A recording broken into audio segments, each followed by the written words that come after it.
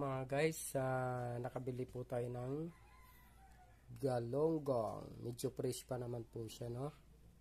At syempre, yan po ang ating mga sangkap.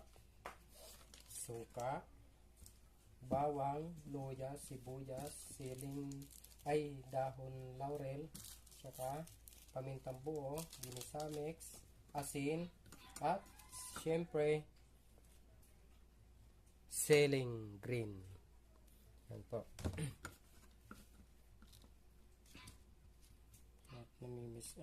Itong isda na itong mga guys, halagang 60 pesos lang po yan. Siyam na piraso po. Mas makakatipid po tayo mga guys pagka sarili po tayo po mismo nagluluto, no?